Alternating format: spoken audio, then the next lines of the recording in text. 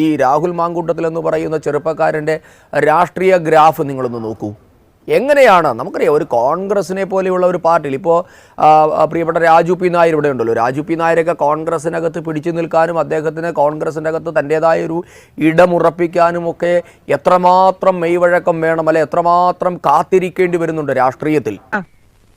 പക്ഷേ നിങ്ങൾ നോക്കൂ, രാഹുൽ മാങ്കൂട്ടത്തിൽ എന്നൊരു ചെറുപ്പക്കാരൻ എക്സ്പ്രസ് ഹൈവേയിൽ കൂടി പോകുന്ന വേഗത്തിലല്ലേ, ശരവേഗത്തിലല്ലേ യൂത്ത് കോൺഗ്രസിൻ്റെ തലപ്പത്തെത്തി കേരള നിയമസഭയിലെത്തിയത്. ആരാണ് ഇയാളെ സംരക്ഷിച്ചത്? എന്താണ് രാഹുൽ മാങ്കൂട്ടത്തിലെ സംരക്ഷിക്കാൻ പറ്റുന്ന തരത്തിൽ, അല്ലെങ്കിൽ ഇത്രയേറെ വിവാദങ്ങളും അപവാദങ്ങളും ഉണ്ടാകുമ്പോൾ അയാളെ ചേർത്ത് പിടിക്കാൻ തക്ക എന്ത് ഭയമാണ് രാഹുൽ മാങ്കൂട്ടത്തിനോട് കോൺഗ്രസിലെ ഉന്നത നേതാക്കന്മാർക്കുള്ളത്? ഈ ചോദ്യത്തെയല്ലേ രാഷ്ട്രീയ കേരളം അഡ്രസ്സ് ചെയ്യേണ്ടത്. ഇപ്പോൾ ഇവിടെ പ്രതിപക്ഷ നേതാവ് വി ഡി സതീശൻ്റെ കാര്യം പറഞ്ഞല്ലോ. വി ഡി സതീശൻ്റെ കയ്യിൽ എത്ര നാൾ കിട്ടിയിരുന്ന പരാതിയാണിരുത്. അദ്ദേഹം അത് ഉപദേശിച്ച് വിട്ടിരുന്നു അല്ലേ. വി ഡി സതീശൻ്റെ കയ്യിൽ കിട്ടിയ പരാതി എന്തു ചെയ്തു എന്ന് ആദ്യഘട്ടത്തിൽ പരാതിക്കാർ പറഞ്ഞിരുന്നുവല്ലോ. ഒരുപക്ഷേ ഈ കേരളത്തിൽ നിന്നല്ല, എനിക്ക് തോന്നുന്നില്ല, ഇന്ത്യൻ രാഷ്ട്രീയത്തിൽ എത്രയോ രാഷ്ട്രീയ നേതാക്കന്മാർക്ക് നേരെ ലൈംഗിക അപവാദ കേസുകൾ ഉണ്ടായിട്ടുണ്ട്. പൊതുരംഗത്ത് ധാരാളം ഉണ്ടായിട്ടുണ്ട്, എല്ലാ പാർട്ടികളിലും ഉണ്ടായിട്ടുണ്ട്. അതിനകത്ത് കോൺഗ്രസ് എന്നോ CPM ഓ BJP എന്നോ വ്യത്യാസമില്ലാതെ എല്ലാ പാർട്ടിയിലെയും രാഷ്ട്രീയ നേതാക്കന്മാർക്ക് നേരെ ലൈംഗിക ആരോപണ കേസുകളും അപവാദ കേസുകളും സ്ത്രീപീഡന കേസുകളും ഒക്കെ ഉണ്ടായിട്ടുണ്ട്. പക്ഷേ ഇത്തരത്തിലുള്ള ഒരു സൈക്കോപാത്തായിട്ടുള്ള ഒരു രാഷ്ട്രീയ നേതാവ്, ഞാൻ വിനീതമായി അഭ്യർത്ഥിക്കുന്നു, ഇയാളെ ഒരു കാരണവശാലും ജയിലിന് പുറത്തേക്ക് വിടരുത്. അത് പിന്നെ വിഷമമുണ്ടല്ലേ. കാരണം ഇന്ന് ഞാൻ രാഹുൽ മാങ്കൂട്ടം എന്ന് പറയുന്ന ചെറുപ്പക്കാരൻ്റെ ശരീരഭാഷ അറസ്റ്റ് ചെയ്തുകൊണ്ട് പോകുമ്പോൾ പോലീസ് വരുമ്പോഴൊക്കെ ഞാൻ വളരെ സാഹൂതം വീക്ഷിക്കുകയായിരുന്നു. അയാൾ വളരെ കോൺഫിഡൻ്റ് ആണ്.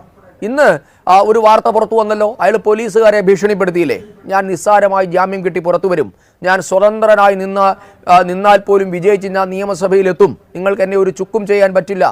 അന്വേഷണ സംഘം ഫോണിൻ്റെ അൺലോക്ക് ചെയ്യാനുള്ള പാസ്വേഡ് ചോദിച്ചപ്പോൾ, അതിൻ്റെ പാറ്റേൺ ചോദിച്ചപ്പോൾ കൊടുക്കാതിരിക്കുക തുടങ്ങിയിട്ടുള്ള ധിക്കാരവും ധാർഷ്ട്യവും പോലീസ് കസ്റ്റഡിയിൽ പോലും, അതായത് 3 ബലാത്സംഗ കേസിലെ പ്രതിയാണെന്ന് ആലോചിക്കണം. 1 2 അല്ല, 3 ബലാത്സംഗ കേസിലെ. ഞാൻ മനസ്സിലാക്കുന്നത് വരിയായി ഇനിയും ബലാത്സംഗ കേസുകൾ ഇയാൾക്കെതിരെ പുറത്തു വരാനുണ്ട്. അപ്പം അങ്ങനെയുള്ള ഒരു ചെറുപ്പക്കാരന് ഇത്രയേറെ കോൺഫിഡൻസ് കിട്ടുന്നെങ്കിൽ ഒന്നുകിൽ അയാൾ നോർമലായ ഒരു മനുഷ്യനല്ല, അയാൾ ഒരു സൈക്കോപാത്താണ്. കാരണം താൻ ചെയ്യുന്നതിൻ്റെ ഗ്രാവിറ്റിയെ പറ്റി ബോധ്യമില്ലാത്ത ഒരു സീരിയൽ കില്ലറെ പോലെ. ഒരു പക്ഷേ എനിക്ക് തോന്നുന്നു സമാനമായി നാം ഒരു കഥ കേട്ടിട്ടുള്ളത് സൈനേഡ് മോഹനൻ്റെ കഥയാണ്. കേരള രാഷ്ട്രീയത്തിലെ സൈനേഡ് മോഹനനാണ് ഈ രാഹുൽ മാങ്കൂട്ടത്തിൽ. ഇപ്പോൾ സമീപ കാലത്ത് കഴിഞ്ഞ മാസം പുറത്തിറങ്ങിയ കളങ്കാവൽ എന്ന് പറയുന്ന ചിത്രം കേരളത്തിലെ മുഴുവൻ ആൾക്കാരും കണ്ടതല്ലേ. മമ്മൂട്ടിയുടെ സ്റ്റാൻലി ദാസ് എന്ന് പറയുന്ന കഥാപാത്രം സമാനമല്ലേ ഇത്? സ്ത്രീകളെ വശീകരിച്ച് കൊണ്ടുപോവുക, അവരെ കൊലപ്പെടുത്തുക. ഇവിടെ എന്താ ചെയ്യുന്നത്? സ്ത്രീയെ കൊലപ്പെടുത്തുന്നതിന് പകരം സ്ത്രീയുടെ ഉദരത്തിൽ വരുന്ന കുഞ്ഞിനെ കൊലപ്പെടുത്തുക. ഞാൻ പറഞ്ഞു പോയ ഉമ്മൻചാണ്ടി ആവശ്യപ്പെട്ടിട്ടുണ്ടെന്നാണ് ഞാൻ മനസ്സിലാക്കുന്നത്. ഉമ്മൻചാണ്ടിയുടെ ശിഷ്യനായ രംഗത്ത് വന്ന ഷാഫി പറമ്പിൽ അദ്ദേഹത്തിന് കൊടുത്ത ഗുരുദക്ഷിണ എന്തായിരുന്നു? അന്നും ഷാഫി പറമ്പിലായിരുന്നില്ലേ രാഹുൽ മാങ്കൂട്ടത്തിൻ്റെ തലതൊട്ടപ്പൻ? അയാളെ കൊണ്ടുപോകുന്നു. അതിനുശേഷം നിങ്ങൾ നോക്കണം, പാലക്കാട്ടെ ജനതയോട് സത്യത്തിൽ ഒരു ഭാരതീയ ജനതാ പാർട്ടിയുടെ പ്രവർത്തകർ എന്ന നിലയിൽ എനിക്ക് സഹതാപമാണുള്ളത്. ഈ ശ്രീധരനെ പോലെ ഇന്ത്യ ജന്മം നൽകിയ ഏറ്റവും മഹാനായ പുത്രന്മാരിൽ ഒരാളെ തോൽപ്പിച്ചിട്ടാണ് ഷാഫി പറമ്പിലിനെ നിങ്ങൾ വിജയിപ്പിച്ചത്. അതേ ഷാഫി പറമ്പിൽ വെട്ടിയ വഴിയിലൂടെയാണ് രാഹുൽ മാങ്കൂട്ടത്തിൽ നിങ്ങളുടെ ജനപ്രതിനിധിയായത്. സത്യത്തിൽ പാലക്കാട്ടുകാർക്ക് ഉളുപ്പുണ്ടാകണം. നിങ്ങൾ ഇങ്ങനെ ഒരുത്തിന് വേണ്ടി വോട്ട് ചെയ്തല്ലോ എന്ന് ആലോചിച്ച്. കോൺഗ്രസിലെ ഉന്നതന്മാരിൽ പലരെയും ബ്ലാക്ക്മെയിൽ ചെയ്യാനുള്ള കരു രാഹുൽ മാങ്കൂട്ടത്തിന്റെ കയ്യിൽ ഉണ്ട് എന്നല്ലേ രാഷ്ട്രീയ കേരളം? അത് രാഹുൽ മാങ്കൂട്ടത്തിന്റെ കയ്യിൽ മാത്രമാണോ? രാഹുൽ മാങ്കൂട്ടത്തിനെ സംരക്ഷിക്കാൻ ഒളിഞ്ഞും തെളിഞ്ഞും പ്രസ്താവനകളിലൂടെ വരെ തയ്യാറായ ആളുകളുടെയും കയ്യിലുണ്ടോ? അതോ ആ കരുക്കൾ ഇവർക്കെതിരെയാണ് എന്ന് അറിയുന്നത് കൊണ്ടാണോ എന്നാണ് കേരളത്തിന് സംശയം. ഈ ശ്രീധരൻ ഈ നാടിനെ സംബന്ധിച്ചുള്ള ഏറ്റവും ബഹുമാനപ്പെട്ട വ്യക്തിയാണ്. പക്ഷേ വർഗീയതയുടെ മടയിലേക്ക് ചെന്നാൽ ഈ ശ്രീധരനും വഞ്ചകനാണ്. അദ്ദേഹവും വെറുക്കപ്പെട്ടവരാണ്, യാതൊരു സംശയവുമില്ല. അദ്ദേഹം എത്രമാത്രം വലിയ മഹത്വം ഈ നാട്ടിൽ ചെയ്തിട്ടുണ്ടെങ്കിലും വർഗീയതയുടെ കൂടാരത്തിലേക്ക് കയറിയാൽ അയാൾ ഞങ്ങൾക്ക് വെറുക്കപ്പെട്ടവരാണ്. അതുകൊണ്ട് ഈ ശ്രീധരനെ പരാജയപ്പെടുത്തിയത് പാലക്കാട്ടെ ജനങ്ങൾ ചെയ്ത ഏറ്റവും വലിയ ദേശസ്നേഹമാണെന്നുള്ള തരത്തിൽ യാതൊരു തർക്കവുമില്ല. ആ ദേശസ്നേഹം ഇനിയും അവിടെ നടക്കും. അത് നേരത്താണോ എന്തോ അവന്മാരെയൊക്കെ സഹായിക്കാൻ തോന്നി. ഞാൻ കുടുങ്ങി ചാർലി, ശരിക്കും കുടി. ആ ഒറ്റ കാര്യത്തിൽ മാത്രമേ എനിക്ക് താങ്കൾ രാഹുൽ മാങ്കൂട്ടത്തിന്റെ കയ്യിൽ നിന്നോ ഷാഫിയുടെയൊക്കെ അച്ചാരം വാങ്ങിക്കൊണ്ട് നിങ്ങൾ പറഞ്ഞാൽ താങ്കൾക്ക് ഒരുപക്ഷെ തൃപ്പൂണിത്തുറ സീറ്റ് കോൺഗ്രസിൽ കിട്ടുമായിരിക്കാം.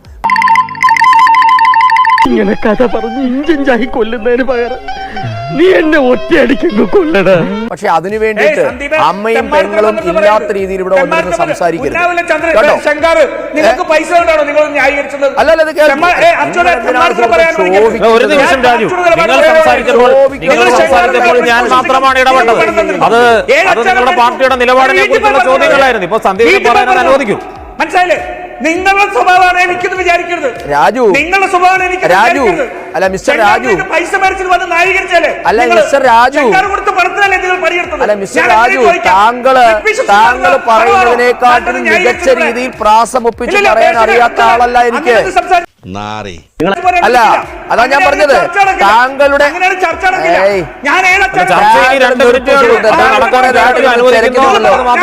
കൂടുതൽ ചലിക്കാതെ നിങ്ങൾ മിണ്ടാതിരി സുഹൃത്ത്. ഞാൻ പറയട്ടെന്ന്, താങ്കൾക്ക് തിളയ്ക്കുന്നുണ്ടെങ്കിൽ സ്വാഭാവികമായും താങ്കൾ അച്ചാരം വാങ്ങിയത് കൊണ്ടാണ് താങ്കൾക്ക് തിളയ്ക്കുന്നത്. മനസ്സിലായോ? ജമായത്തെ ഇസ്ലാമിക്കാരന്റെ അച്ചാരം വാങ്ങിയിട്ടുണ്ടല്ലോ, ജമായത്തെ ഇസ്ലാമിക്കാരന്റെ അച്ചാരം വാങ്ങിയിട്ട് താങ്കൾ ചാനൽ ഒന്ന് പോവാടമാരമാക്കി കിടന്നങ്ങനെ ഉരുളൊന്നും വേണ്ട. ദൈവമേ, ഇയാളെന്തിന് ഇതിനെ പറഞ്ഞോണ്ടിരിക്കണേ? അയാളെ നിർത്തും, അയാളെ ഇസ്ലാമി അടക്കമുള്ളവരെ ഹൈജാക്ക് ചെയ്തു എന്നുള്ള മിണ്ടാതിരി സുഹൃത്തെ. താങ്കൾ മിണ്ടാതിരിക്കും. താങ്കൾ കുറെ ചലിക്കുന്നുണ്ട്.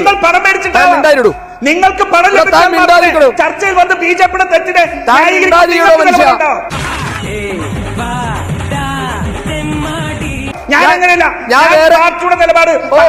നിലപാടാണ് കോൺഗ്രസിനെ ജമാഅത്തെ ഇസ്ലാമി അടക്കമുള്ളവർ ഹൈജാക്ക് ചെയ്തു എന്നുള്ളത് രഹസ്യമൊന്നുമല്ല. കോൺഗ്രസിന്റെ നേതാക്കന്മാർ തന്നെ പരസ്യമായി സമ്മതിക്കുന്നതാണ്. പാലക്കാട് ഷാഫി അടക്കമുള്ളവർ ചെയ്തുകൊണ്ടിരിക്കുന്നതിനെ പറ്റിയുള്ള ചർച്ചയാണ് ഞാൻ പറഞ്ഞത്. ഇതിലും ഭേദം അവൻ അങ്ങനെ ഇട്ട് കണ്ട് തരുന്നതായിരുന്നു. നല്ല തറവാടിത്തുള്ള കള്ളന്മാരാ. തൽക്കാലം ഇത്രയും മതി. വരട്ടെ.